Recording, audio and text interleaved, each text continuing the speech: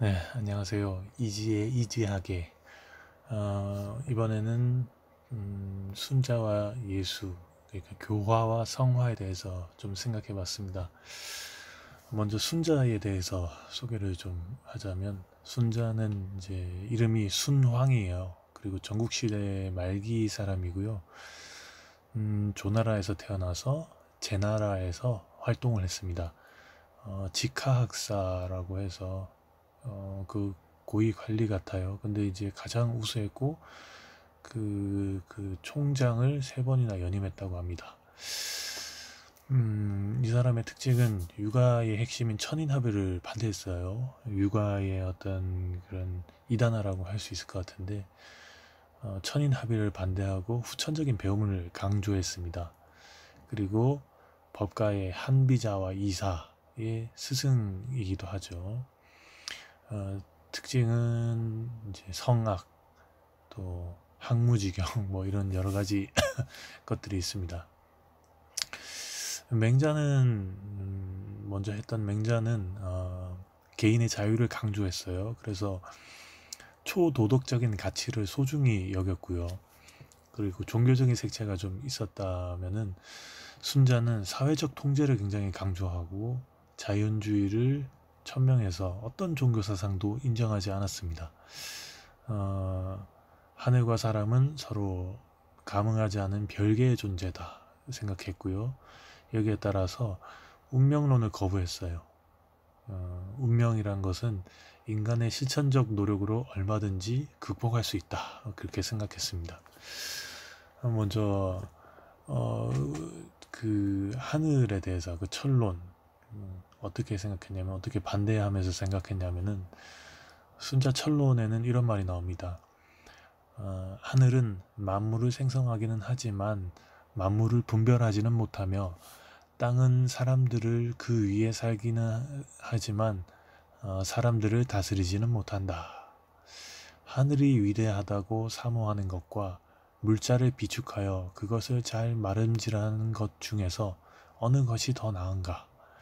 하늘에 순종하여 그것을 칭송하는 것과 천명을 마름질하여 그것을 이용하는 것 중에서 어느 것이 더 나은가? 이렇게 얘기했어요.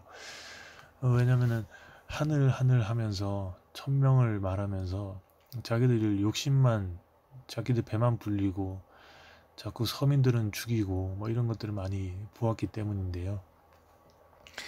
그 이것 하늘조차도 이제 극복을 해야 된다.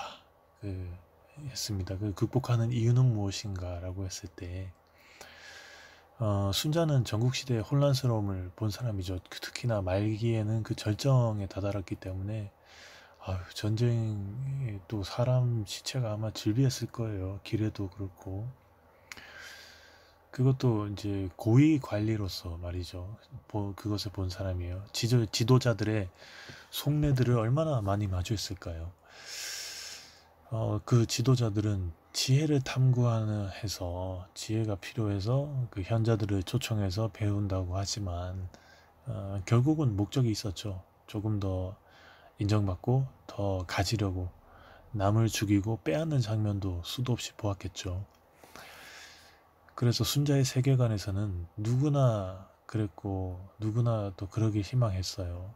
그리고 그 혼란한 때에 뭐 옛말에 그런 말 있죠. 호랑이 없는 굴에 여우가 왕노릇한다고. 주나라 망한 후에 얼마나 많은 혼란들이 있었는지 임금의 자리를 서로 찬탈하려고 그 내분도 많이 일어났겠죠. 얼마나 많은 그런 계략들이 있었을까요? 그래서 생각한 거죠. 하늘은 없다. 하늘이 있다면 이럴 수는 없다. 순자는 사람의 끝없는 탐욕과 욕심을 보았던 거죠. 그래서 순자의 결론은 사람은 악하다라고 생각을 한 거고요. 성악론에 대해서 순자 철론과 성악에서 각각 이렇게 말을 했습니다. 순자가요. 먼저는 사람은 나면서부터 욕망이 있는데 바라면서도 얻지 못하면 곧 추구하지 않을 수 없고 추구함에 일정한 기준과 한계가 없다면 곧 다투지 않을 수 없게 된다. 다투면 어지러워지고 어지러워지면 궁해진다.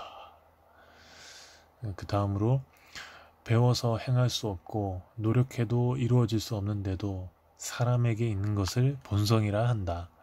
배워서 행할 수 있고 노력하면 이루어질 수 있는 사람에게 있는 것을 자기라고 한다 라고 해서 자기를 가져야 된다라고 했던 거죠. 자, 그러면 이제 어떻게 할 것인가? 이 악한 사람은 악한데, 천성적으로 악한데 욕망 때문에 이걸 어떻게 할까? 어떻게 할 것인가? 순자는 이제 결론을 내립니다. 배워야 된다. 그래서 학무지경을 얘기했고요. 사람이 사람답게 사는 법을 말이죠.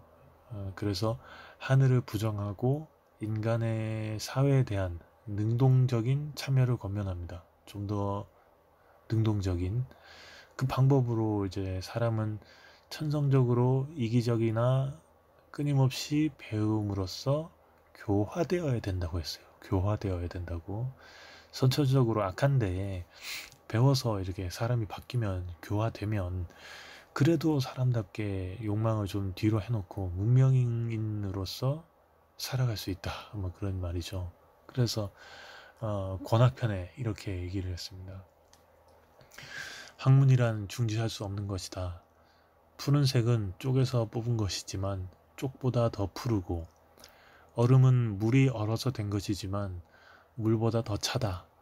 먹줄을 받아 고든 나무도 그것을 구부려 둥근 바퀴로 만들면 컴퍼스로 그린 듯이 둥글다. 비록 땡볕에 말리더라도 다시 펴지지 않는 까닭은 단단히 구부려 놓았기 때문이다. 그러므로 나무는 먹줄을 받으면 곧게 되고 쇠는 숫돌에 갈면 날카로워지는 것이다. 군자는 널리 배우고 날마다 거듭 스스로 반성하면 슬기는 밝아지고 행실은 허물이 없어지는 것이다. 그러므로 높은 산에 올라가지 않으면 하늘이 높은 줄 알지 못하고 깊은 골짜기에 가보지 않으면 땅이 두꺼운 줄 알지 못하는 법이다. 마찬가지로 선비는 선왕의 가르침을 공부하지 않으면 학문의 위대함을 알 수 없는 것이다 라고요. 여기서 말하는 선왕은 옛날 요순 임금 때를 얘기합니다. 그리고 순자 영역편에는 또 이런 말이 있어요. 권학에 대해서. 사람에게는 본디 욕망이라는 악한 본성이 있어서 그대로 버려두면 서로 충돌에 큰 혼란이 일어난다라고요. 자, 그런데 이게 무조건적으로 욕망을 배척하려 했던 것은 아니었던 것 같아요. 왜냐면 일정하게 채워주면서 그 봉기가 일어나거나 막 꾹꾹 눌러져서 참다가 터지지는 않게 할 정도로 조절하는 것을 굉장히 중요하게 생각했던 것 같습니다. 그래서 순자 예론에는 무슨 말을 했냐면은 사람들의 욕망을 충족시켜주고 사람들이 원하는 것을 공급해 하였던 것이다. 그리하여 욕망은 반드시 물건에 궁해지지 않도록 하고 물건은 반드시 욕망에 부족함이 없도록 해서 이 두 가지가 서로 균형 있게 발전하도록 하는 것이다 라고요. 그리고 여기에는 이제 교육하고 교화시키는 데 있어서 지적인 부분뿐만 아니라 감성적인 부분도 얘기를 했어요. 순자 악론엔 이렇게 얘기했습니다. 무릇 음악은 사람의 감정에 파고들미 깊고 사람을 감화시키는 속도가 빠르다. 그러므로 선왕이 형식을 신중히 하신 것이다. 음악이 조화롭고 평온하면 백성이 활악하되 질탕한 대로 흐르지 아니하고 음악이 엄숙하고 장중하면 백성이 정직하여 어지럽지 아니하다. 또 한 가지 더 말씀을 드리면은 음악이란 사람을 다스리는 가장 효과적인 것이다 라고 얘기했어요. 그래서인가 교회에서도 음악을 중세에서도 지금도 그렇지만 교회 음악을 굉장히 소중하게 생각했고 굉장히 스케일 크게 장엄하게 하는 것 같아요. 요즘은 좀 많이 바뀌었지만 어쨌든 공자는 이 인을 중심으로 사람이 서로 배려하는 마음에서 나오는 행동들을 기대했다고 보고, 또 맹자는 의를 중심으로 개인의 정의가 세상의 정의로 확장되기를 바랬다면, 아마 순자는 이 예를 중심으로 해서 외적이고 후천적인 그 교화의 노력이 절실하다고 보았다고 말할 수 있을 것 같습니다. 자, 그게 이제 시선을 우리 기독교로 옮겨와서, 우리는 율법으로 살아가는 걸까? 은혜로 살아가는 걸까? 우리는 규정으로 살아가는 걸까? 노력으로 살아가는 걸까? 아니면 믿음으로 살아가는 걸까? 뭐 이런 이야기들을 가지고서 참 많은 신학자분들, 또 목사님들도 말씀들을 많이 하시죠. 바울은 얘기했습니다. 로마서 3장 20절에 그러므로 율법의 행위들로는 그 누구도 하나님 앞에서 의롭다 하심을 얻지 못할 것입니다. 율법으로는 죄를 깨달을 뿐입니다.